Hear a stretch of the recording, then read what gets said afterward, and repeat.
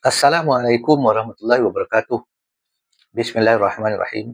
Alhamdulillah wassalatu wassalamu ala sayyidina Muhammad wa ala alihi washabihi ajmain.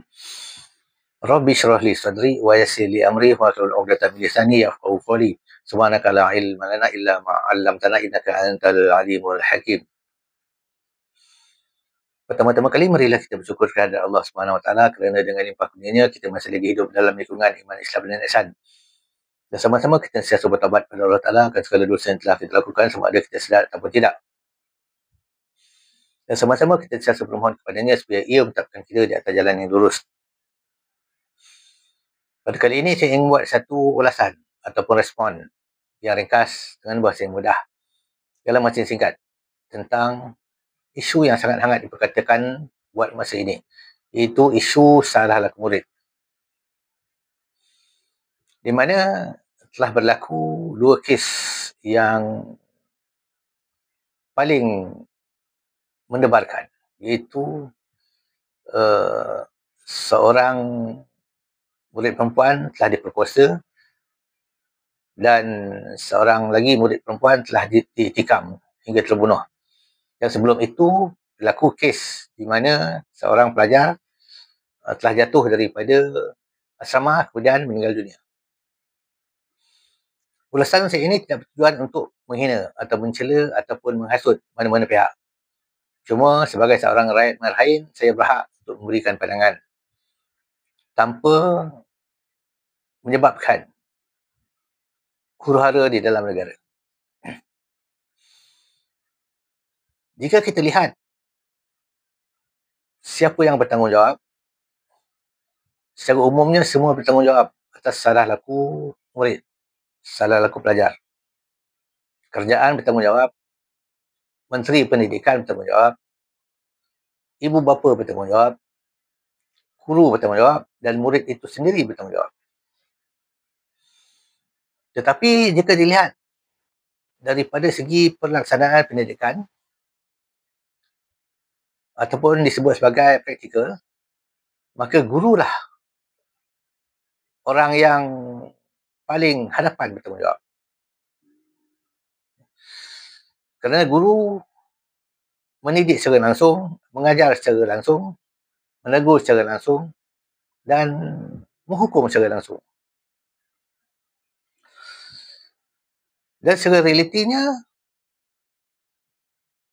apa sahaja keputusan yang diperoleh oleh murid, gurulah yang akan menerima akibat atau menerima kesan.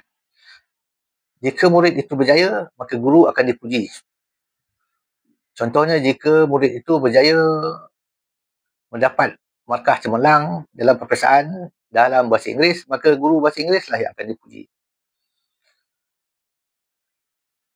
Tetapi jika seseorang murid itu tidak mendapat kejayaan ataupun gagal, maka guru akan dipersalahkan.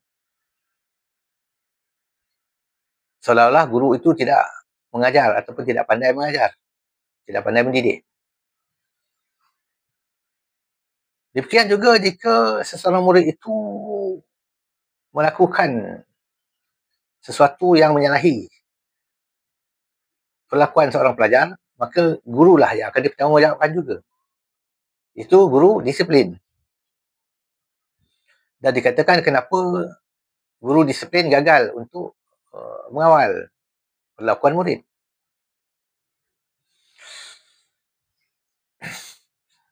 Jika zaman dahulu, pada zaman tahun 70-an, 80-an, ketika saya berada di sekolah rendah dan sekolah menengah, dan juga sekolah menengah atas, rotan adalah suatu hukuman yang biasa.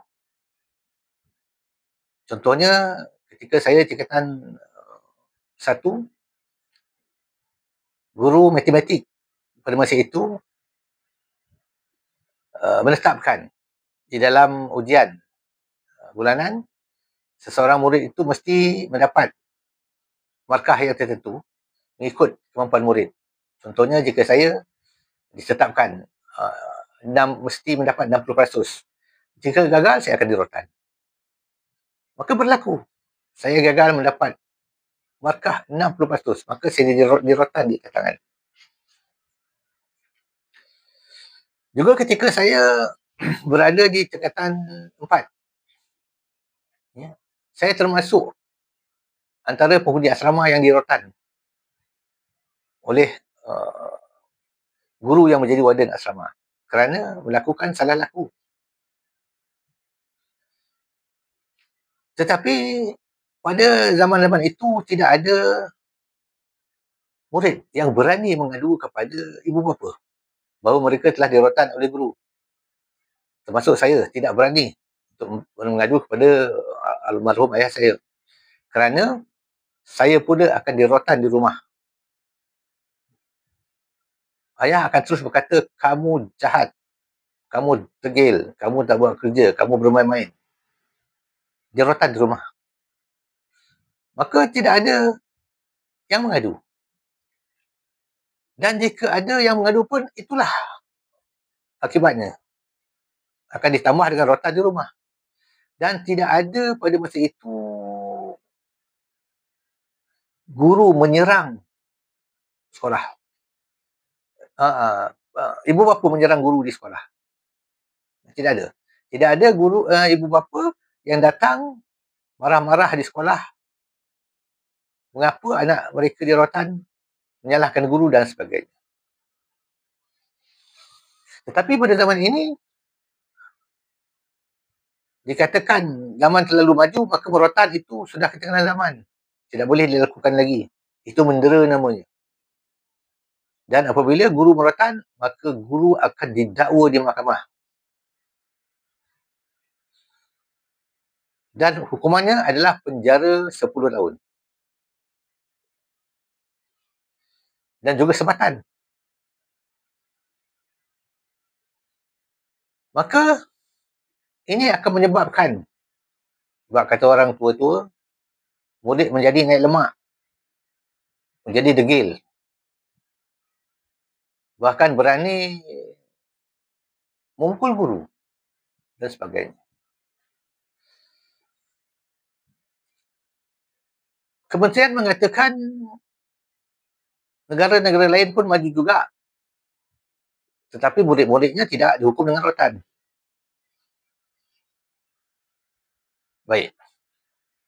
Tetapi kita tidak menurut, kita tidak mengikut cara mereka mendidik pelajar.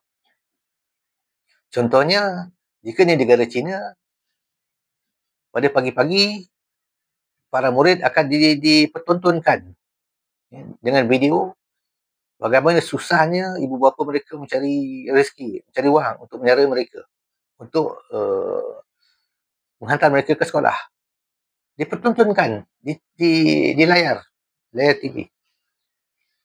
Maka ada murid-murid yang menangis. Jadi murid-murid sedar betapa ibu bapa mereka betul-betul susah payah mencari rezeki untuk menghantar mereka ke sekolah. Tidak ada murid yang melakukan perkara yang menyalahi ataupun ibarat kata salah laku terhadap ibu bapa maupun guru. Tetapi ini kita tidak ikut. Jadi berbeza. Kita mengikut cara mereka tidak merotan, tetapi kita tidak mengikut secara teliti, terperinci apa yang mereka lakukan. Jadi para guru sekarang ini, pada pendapat saya, adalah orang-orang yang mungkin ada yang kecewa. Mereka ingin mendidik murid menjadi orang yang berguna ataupun orang yang baik, tetapi ada kekangan. Tidak boleh menghukum. Maka ada setengah daripada guru menarik handbrake. Ajar sajalah. Murid itu nak ikut atau tidak, terpulang. Kerana jika tidak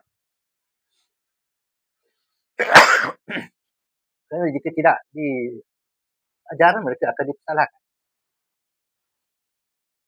Dan ada yang antara gurunya buat orang buat pakak badak. Jika keluarga menyerang mereka, mereka buat tak tahu saja. Buat diam saja.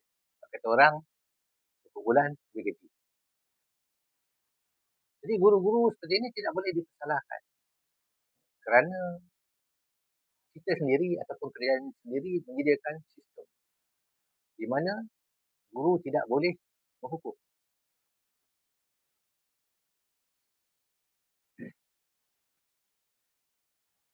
Saya suka berkongsi pengalaman ketika saya di tempat berada di asrama. Biasa murid-murid lelaki ini menghisap rokok secara sembunyi-sembunyi. Walaupun sembunyi-sembunyi, tapi dia ketahui oleh seorang ustaz yang menjadi warden. Satu malam, satu asrama digempur oleh ustaz. Dan semua murid-murid dibariskan di hadapan asrama. Termasuk saya. Kemudian satu persatu dirotan. Dirotan cukup kuat. Tapi sampai giliran saya, warden itu menyuruh jalan terus. Saya tidak dirotan. Saya satu-satunya tidak dirotan. Walaupun ketika itu saya dah mula berjinak-jinak dengan rokok. Kemudian saya berfikir, kenapa saya tidak dirotan? Kerana saya tidak dikenali sebagai seorang perokok. Walaupun ada rakan-rakan di asrama itu yang mengetahui saya sudah mula merokok. Tetapi saya tidak kelihatan seperti seorang perokok. Maka ustaz melepaskan saya. Maka saya kata dalam hati saya, ini satu hikmah dia. Supaya saya tidak meneruskan menjadi seorang perokok. Kerana kita ketahui merokok ini membahayakan kesihatan jangka panjang. Merosakkan paru-paru dan sebagainya. Maka rotan ini juga boleh dilihat sebagai satu sistem ataupun cara mendidik. Mendidik dengan kekerasan. Itu didikan juga. Jadi inilah permasalahan kepada seorang guru yang menjadi pendidik. Mengalami tekanan, menerima tekanan kiri dan kanan.